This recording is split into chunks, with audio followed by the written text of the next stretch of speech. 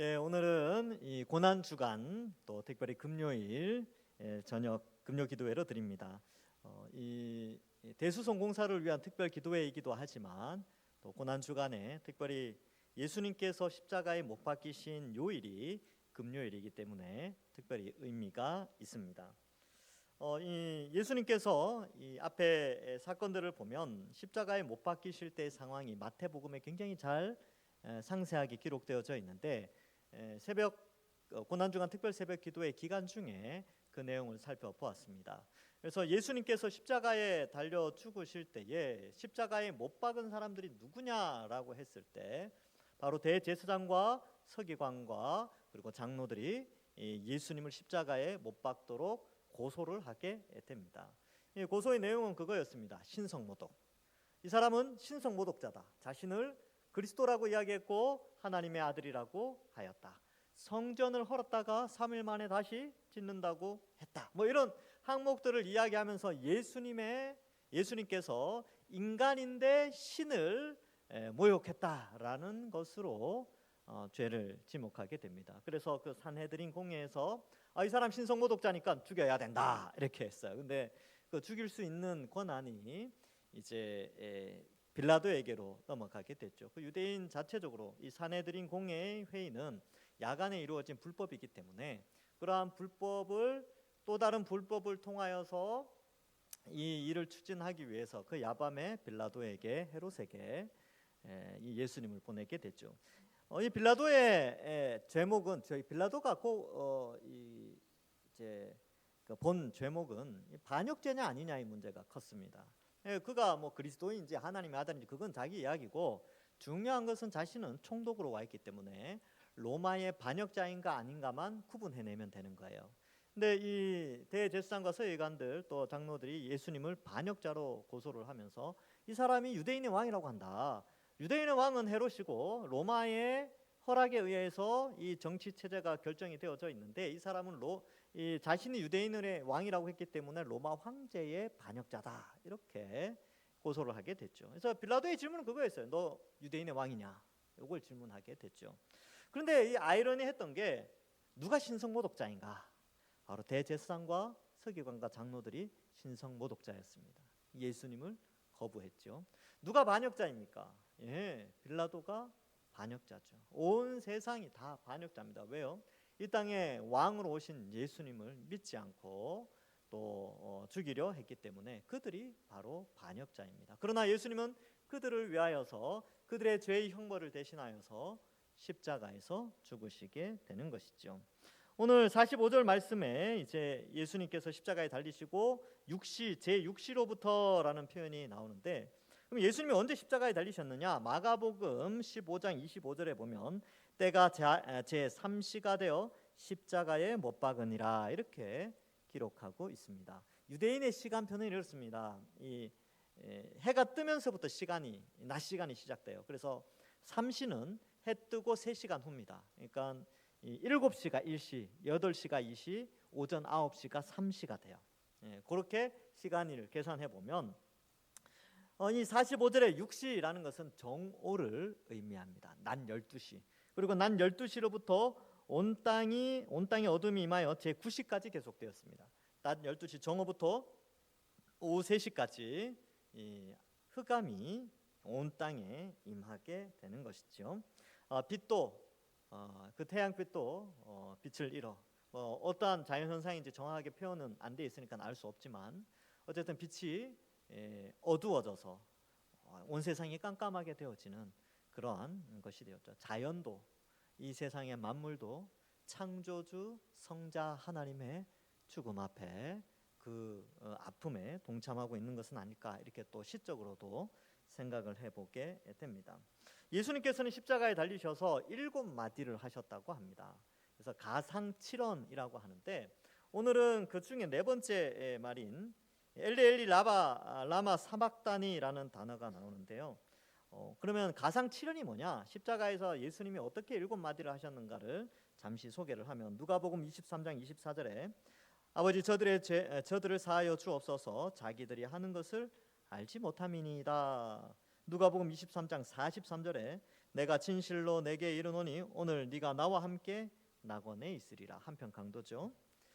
그리고 요한복음 19장 26절과 27절에 보면 여자여 보소서 아들이니이다 하시고 또 그 제자에게 이르시되 보라 네 어머니다라고 네 어머니라라고 말씀하십니다.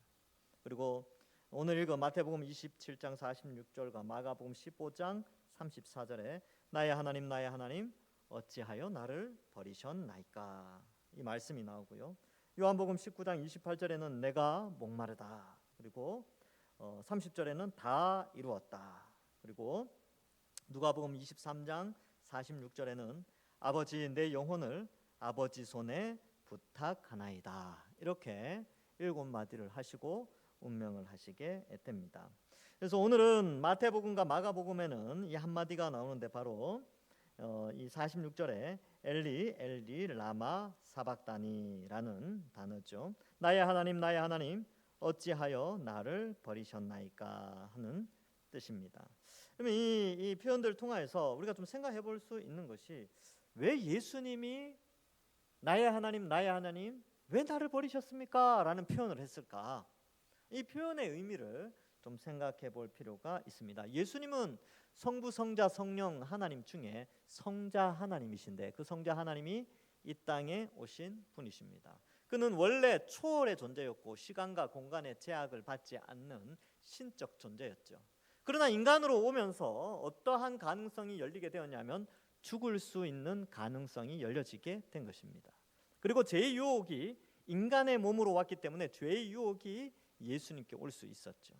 그래서 광야에서 사탄에게 시험을 받으시고 또 이 십자가 앞에서 굉장히 힘들어 하셨다는 것을 겟세마네 동산에서 예수님의 기도를 통하여서도 알 수 있습니다. 그러나 예수님은 그 모든 것에 순종하셨습니다. 그래서 사람으로 오셨고 죄 없으신 완전한 순종으로 의인으로서 바로 이 십자가의 사명을 감당하시게 되는 것입니다.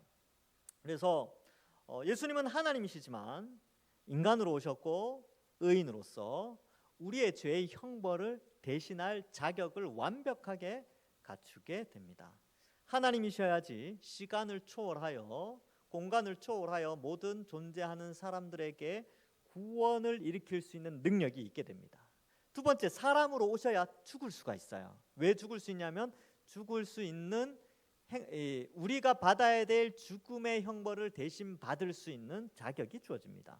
그러나 죄는 없어야 되죠. 왜냐하면 죄인을 위하기 때문에 자신의 죄로 인하여서 어떻게 죄를 대신할 수 있겠습니까? 여러분 사형수 대신해서 죽을 수 있습니까? 없어요. 죽음은 같은 사형수끼리 내가 너 죄 용서할 테니까 너 나가 이렇게 못한다니까요. 그래서 예수님은 의인으로서 모든 죄인의 형벌을 대신 지실 자격을 갖추게 되는 것입니다. 자, 그래서 예수님이 이 땅에 오셔서 이 십자가를 지신 것이죠. 그런데 이때 성부 하나님께 왜 나를 버리십니까? 라는 표현을 쓴다는 거죠. 단 한 번도 영원 전부터 영원까지 단 한 번도 분리된 적이 없고 단 한 번도 서로 버렸다라는 표현을 쓸 수 없는 성부, 성자, 삼위일체 하나님이신데 그 가운데 예수님이 왜 나를 버리셨다라고 했을까? 그것은 바로 죽음이라는 것이 예수님 앞에 있었기 때문에 그렇습니다. 이 죽음의 현상은 뭐냐면 인간으로서 죽는 그러한 형태이기 때문에 이것은 신에게는 없는 것이죠. 성부 하나님에게나 성자 하나님에게는 죽음이 없어요. 그러나 예수님은 인간으로 오셨기 때문에 죽을 수 있는 존재고 이 죽음을 통하여서 성부 하나님과 성령 하나님과의 이 연합이 아니라 그 죄의 형벌을 대신함으로 말미암아 분리되어지는 것과 같은 그런 엄청난 극심한 고통 그런 것이 있는 것이죠. 예수님도 영원 전부터 영원까지 존재하시고 스스로 존재하시는 여호와 하나님이시지만 단 한 번도 인간의 죽음에 신은 그걸 경험하지 않거든요. 그러나 예수님이 그걸 경험하게 됩니다. 그러니까 이 버림에 대한 의미가 단절의 의미도 있고요. 또한 이 비참함에 대한 인간의 비참함, 하나님과 분리되어진 인간의 비참함을 버려짐으로 또한 표현해 주고 있는 것입니다. 그래서 여러분 왜 이러셨을까? 왜 성자 하나님께서 왜 이렇게 하셨을까?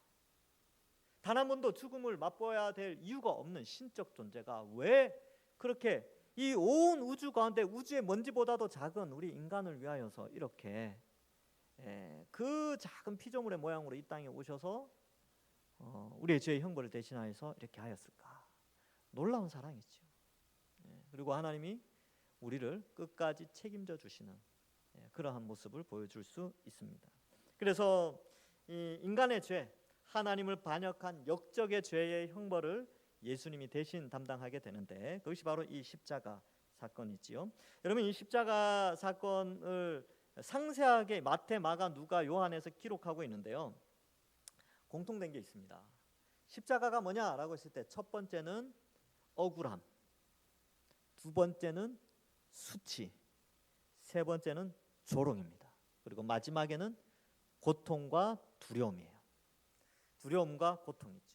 그래서 이러한 십자가의 요소 안에는 이 모든 것이 다 있는데 이 모든 방금 말씀드렸던 두려움, 수치, 조롱, 억울함, 또 뭐가 있죠? 뭐 하여튼 그런 공포, 뭐 그런 고통, 막 끊임없는 스트레스, 정신적 스트레스, 이 모든 것들은 사실 지옥에서 우리가 받아야 될 형벌, 우리가 우리 반역죄로 말미암아 받아야 될 형벌인데 예수님께서 인간으로 오셔서 우리를 대신하여 형벌을 받으셨습니다. 이걸 대속, 형벌 대속이라고 표현을 합니다. 그래서 이 수치의 십자가를 지게 되시는 것이죠. 그래서 이 십자가에 달렸을 때요, 옷도 다 벗김을 당하는 수치, 강도들도, 좌우에 있던 강도들도 다 예수님 조롱하죠. 지나가는 사람들 다 조롱하지요. 그리고 대제사장, 서기관, 장로들도 다 조롱합니다. 그리스도면 내려와라, 네가 정말 하나님의 아들이냐, 손가락질하고, 또 누가복음에 보면 로마 병정들도, 로마 군인들도 예수님을 조롱합니다. 네가 정말 그리스도냐, 네가 정말 하나님의 아들이라면 내려와봐라 라고 조롱을 하게 되는 것이죠. 그 모든 조롱을 참으셨습니다. 그리고 십자가에 고통을 당하셨죠. 십자가의 고통은 어떤 것인지 아십니까? 상상만 해도 끔찍합니다. 손목이나 손바닥에 대못을, 큰 철로 된 못을 받고요. 피가 나겠죠. 피가 나는 게 중요한 것이 아니라 그것을 이 세 군데에 박혀서, 못에, 이 발목에 박혀서, 발목 받침대가 있죠. 그 발목 받침대 이름도 따로 있습니다. 거기에 십자가에 못 박혀서 이 무게 중심이 세 군데로 탁 나눠져요. 근데 이게 몸이 처지거든요. 매달려 있으면, 수직으로 매달려 있으면 몸이 처져요. 시간이 지나면. 근데 예수님은 이제 밤새 신문을 받았잖아요. 불법적으로 잠을 한숨도 못 주무셨다니까요. 그리고 밤새 불법적으로 하고 가시 면류관 쓰시고 채찍에 맞으시고 주먹으로 구타를 당하신 다음에 매달리셨기 때문에 얼마나 힘들었겠습니까? 근데 숨을 한번 쉬려면요, 이 세 군데 무게 중심에 힘을 줘야 이렇게 숨을 한번 쉽니다. 그러면 극심한 정말 지옥 같은 고통이 양쪽 손목과 발에 부하가 되어지는 거죠. 이게 더해지는 거죠. 이 고통이 싫어서 결국 숨을 못 쉬게 될 때에 질식해서 죽는 것이 바로 십자가입니다. 근데 이 십자가의 죽음은 보통 뭐 페르시아 문헌이나 이런 데 보면 2, 3일 정도 걸렸다고 하고요. 산에서 많이 이제 포로들을 처형할 때 이 십자가형을 많이 했는데 산에서 이렇게 하면 산짐승들이 내려오기도 하고 그랬다고 합니다. 아주 끔찍하죠. 근데 예수님은 이제 골고다 언덕에서 이 십자가를 당하셨고, 예수님은 그 십자가에 달려 죽는 모습을 그가 살아온 33년의 인간의 삶 속에서 이미 눈으로 다 목격하셨죠. 물론 하나님 보좌에서도 다 알고 계셨겠지만 그 십자가를 몸소 다 당하게 됩니다. 자, 그래서 50절에 보면 이제 47절에 듣고 엘리야를 부른다라고 오해도 하기도 하고 신포도들을 적시어 주려고도 하지요. 그러나 사람들이 또 조롱합니다. 가만둬라, 엘리야가 와서 그를 구원하나 보자. 끝까지 예수님을 조롱하게 됐죠. 50절에 예수께서 다시 크게 소리 지르시고 영원히 떠나시니라, 이렇게 기록하고 있습니다. 여러분, 이 십자가의 형벌은 이제 우리에게 가르쳐 주는 것이 하나가 있어요. 형벌의 크기에 따라서 죄의 크기를 판단할 수 있습니다.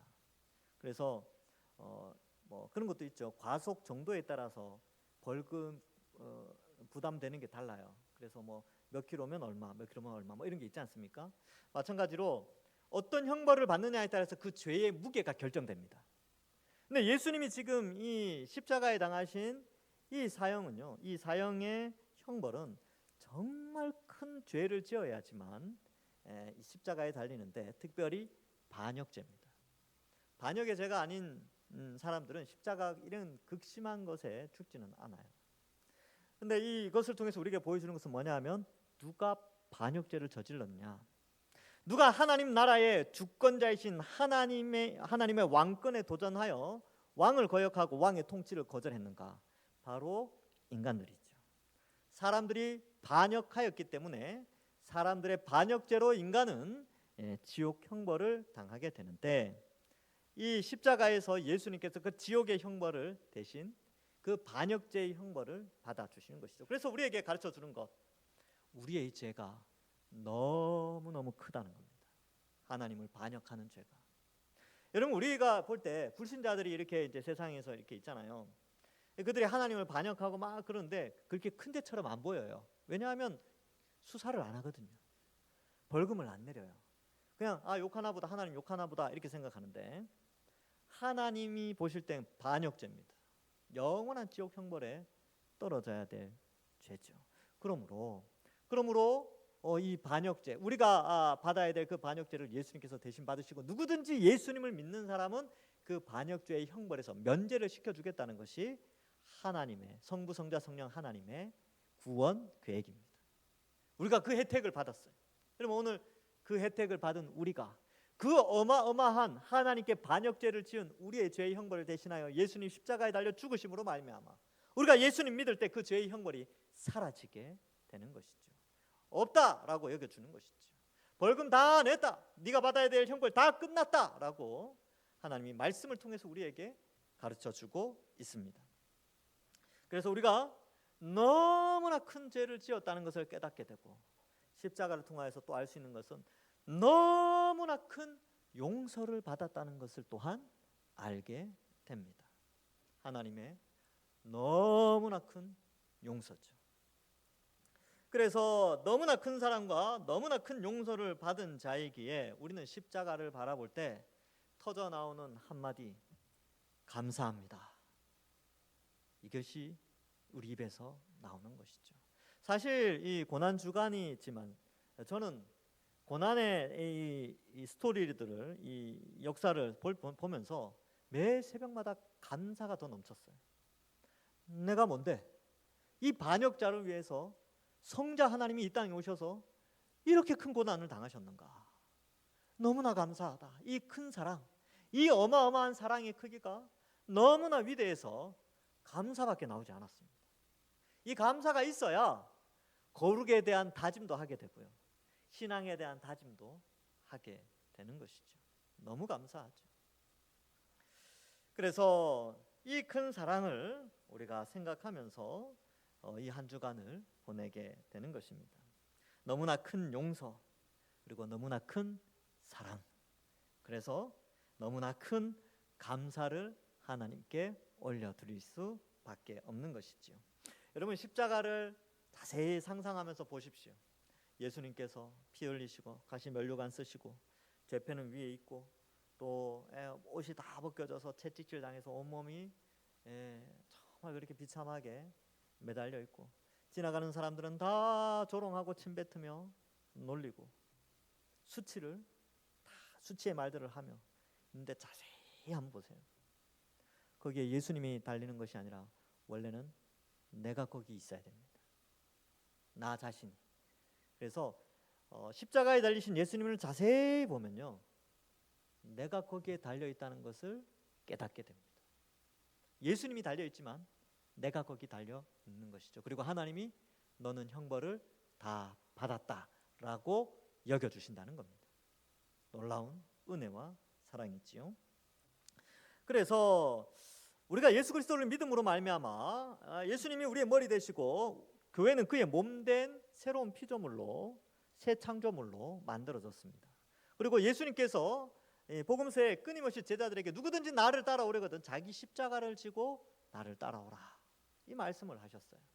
우리도 그 십자가의 길을 걸어가야 합니다. 어떻게 해요? 때로는 억울하기도 하고, 때로는 수치를 당하기도 하고, 때로는 모욕을 당하기도 하고, 때로는 물리적으로 고통을 당하기도 하고, 우리 믿음의 선배들은 자신의 목숨까지도 다 내어주는 그러한 십자가의 길을 걸어갔습니다. 이제 우리에게도 그 길이 있는 것이죠. 그래서 여러분, 우리는 이 십자가를 생각하면서 오늘도 기억해야 합니다. 그리고 우리에게 적용시킬 때 십자가, 예수님이 얼마든지 천군 천사를 보내어 그 모든 상황을 정리할 수 있었음에도 불구하고 우리의 죄의 형벌을 그대로 다 담당하셨습니다.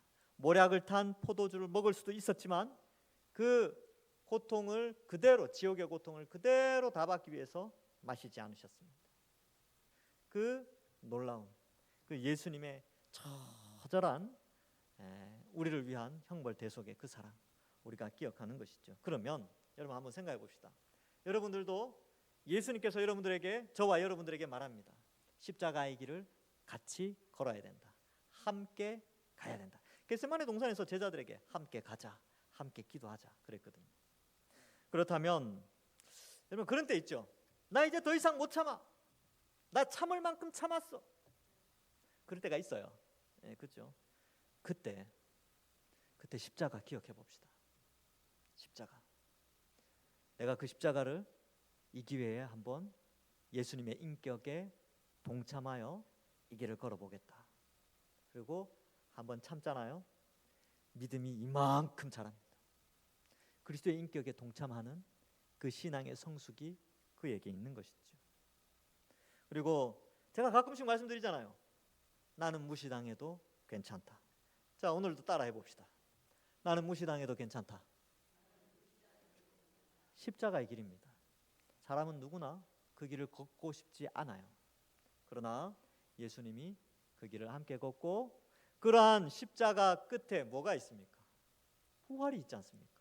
부활의 영광이 있고, 하나님 우편에 앉으셔서 모든 만물 위에 주라고 칭함을 받으신 분이 바로 예수님입니다.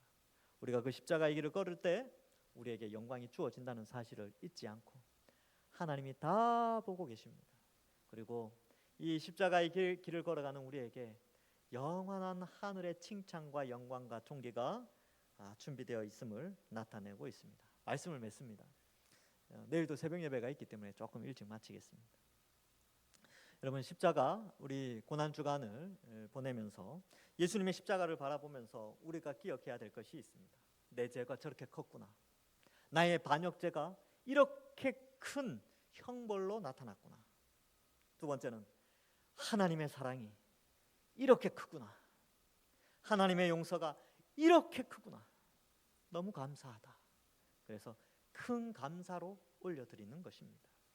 그리하여 우리 인생을 살아가면서 나도 십자가의 길을 걷는다면, 우리도 십자가의 길을 걷는다면, 우리는 다 각자의 십자가의 길이 있지요. 한번 잘 걸어가 봅시다.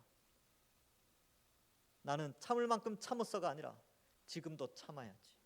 그리고 나는 무시당해도 괜찮다.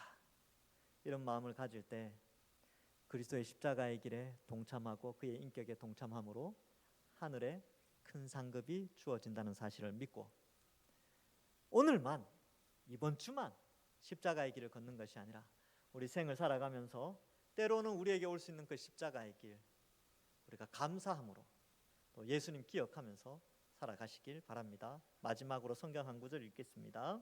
고린도전서 2장 2절에 보면 이런 말씀이 나옵니다. 내가 너희 중에서 예수 그리스도와 그의 십자가에 못 박히신 것 외에는 아무것도 알지 아니하기로 작정하였습니다. 고린도전서는 어떤 서신입니까? 교회 안에 수많은 문제들, 온갖 종류의 문제들이 고린도 교회 안에 다 있었는데 사도 바울이 이 장에서 탁 핵심을 찌르죠. 예수 그리스도의 십자가, 그것을 제대로 알면 모든 문제가 해결된다는 것입니다.